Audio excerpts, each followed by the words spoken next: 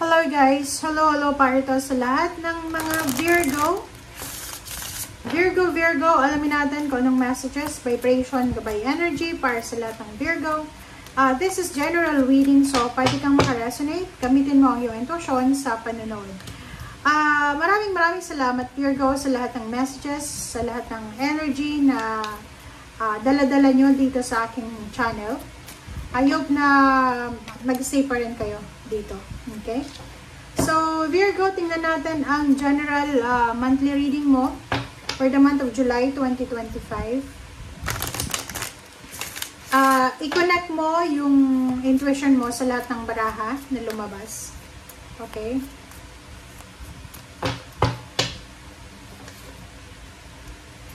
Okay, Virgo.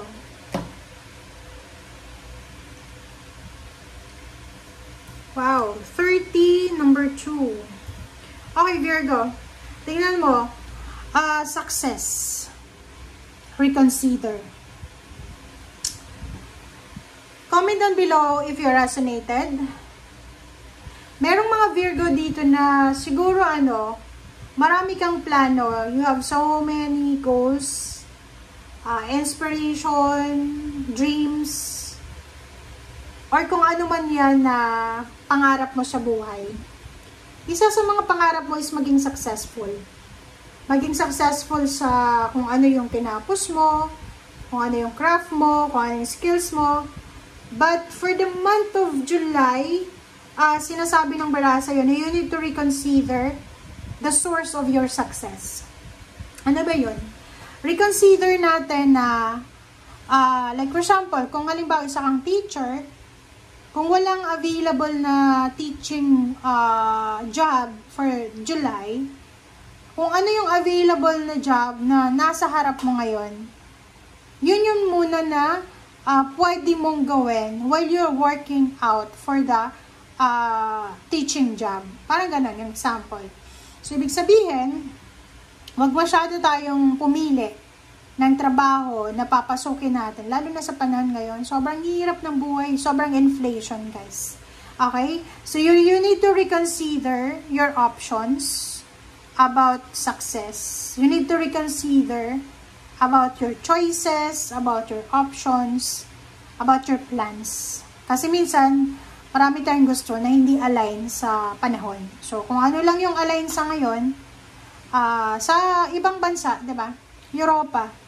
Sa Europa, sa Amerika, may mga tao na depende sa weather yung trabaho nila. Pag, halimbawa na winter, yung trabaho nila for winter din. Tapos yung iba naman, pag summer, nagtrabaho nila for summer. Di ba? Parang ganun. So, hindi sila masyadong, yung iba lang hindi sila masyadong tulad sa Pinoy kasi iba eh. Yung Asian kasi hindi ganun. Hindi, ang pinagkaiba ng Asian tsaka European ay yung Asian talagang isinilang tayo, sinabi sa atin ng ating magulang na kailangan maging engineer, maging teacher, maging attorney, maging doctor. Tapos yun dapat yung trabaho mo Hindi ka dapat, pag isa kang teacher, hindi ka dapat maging sales lady. Kasi ang tingin sa'yo ng mga tao, sobrang baba. Diba? Sa ibang bansa guys. Sa ibang bansa, lalo na sa Europa, diba? Dati, meron akong nakausap sa London siya. Diba? Isa siyang nurse. Isa siyang nurse sa Pangasinan. Pagpunta niya ng London, ng UK,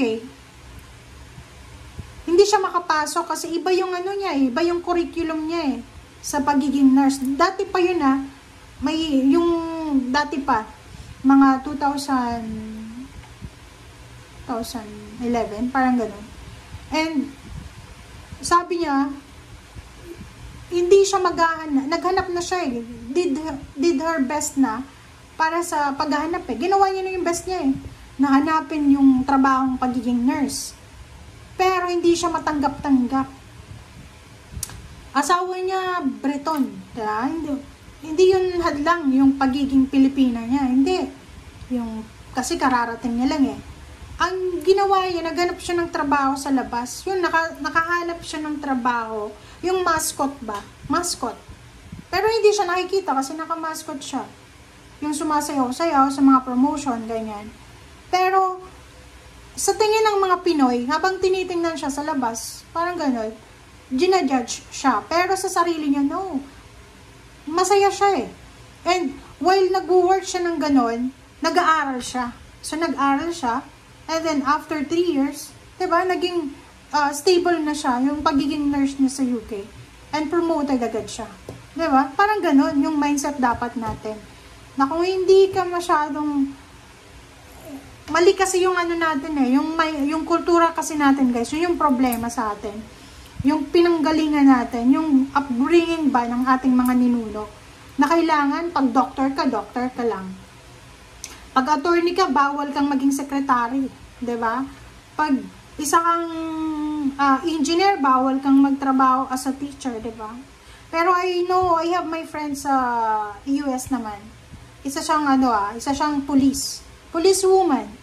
Policewoman siya sa Pilipinas. Nagtrabaho siya sa Pilipinas ng 10 years as policewoman. Pagdating niya sa Amerika, nag-try siya, nag-training siya, sobrang training siya, sobrang hirap ng training niya. Pero, hindi niya nagustuhan yung nagtrabaho siya as policewoman. Diba? Sa Amerika siguro mga 3 months. After 3 months, yun, nag-resign siya, naghanap siya ng teaching school. Ngayon, guro na siya. Diba? Successful teacher siya ngayon. Ang rason niya, doon siya masaya sa pagtiteach niya. Alam mo yung kung ano yung tinuturuan niya. Preschool. Yung anak niya, nasa preschool, na-enjoy niya yung anak niya at the same time, na-enjoy niya yung sarili niya, di ba? Parang gano'n. So, kung sa atin yun, i-judge na tayo, bakit isa kang kinder teacher, bakit isa kang preparatory teacher, isa kang policewoman di ba? Parang gano'n. So, sa upbringing yun ng ating ninuno. But, sa'yo, sinasabi ng Baraha, reconsider. You need to reconsider your option, your choices about your success. Diba? Number 2, relationship, marriage. Sa mga Virgo dyan, looking for a relationship or looking for someone na pakakasalan ka, huwag kang magmamadali. If single ka ngayon, enjoy it. Okay? Mag-enjoy ka muna. And if you're married, sinasabi ng Baraha sa'yo, hindi ka masaya sa relationship mo, sa asawa mo. Parang feeling, di ba may mga ganun napoprovide naman ng asawa yung financial needs mo, pero hindi ka masaya. So, you need to find yourself. Parang pag ganun, di ba? Hanapin mo yung sarili mo. Di ba? So, yun, yung message ng Baraha sa'yo. Tingnan natin sa third deck.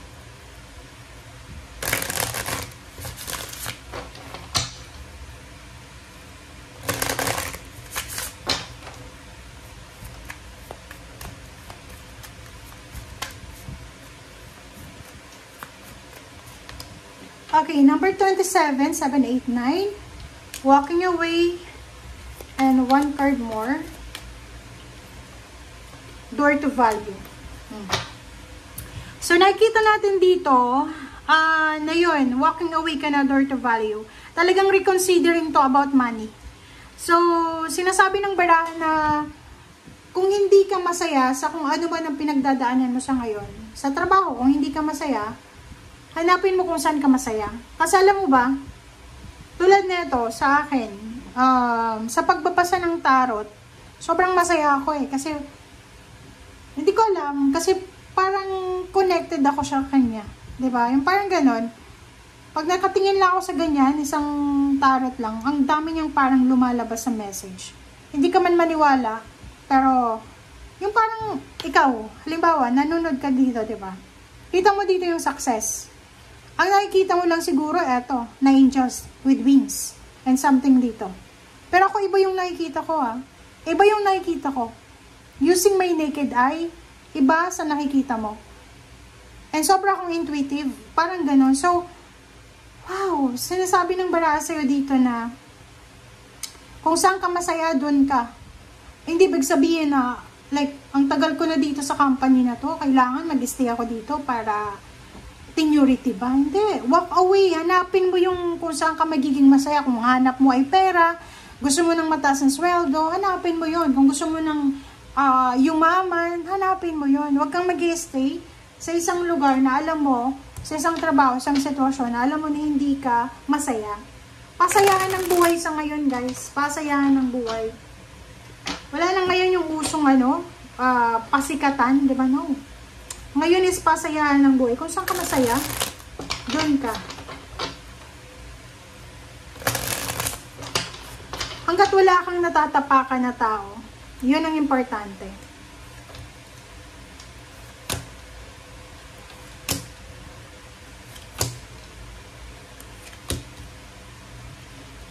Eto kinonfirm niya.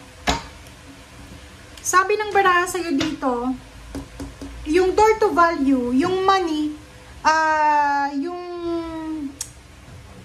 wait lang, upo ako ng maayos.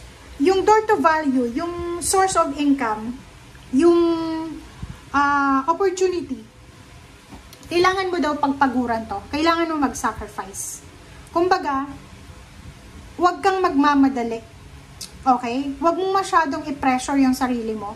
Kasi may nakikita ko ditong Virgo Maybe you're newly graduate, parang bago kang professional, na masyado kang na-pressure sa mga tao sa paligid mo, na parang feeling mo kailangan mong pasanin lahat ng obligations, duties, and responsibilities. Kailangan mong madali para yumaman, kailangan mong madali para kumita. No. Enjoy yourself.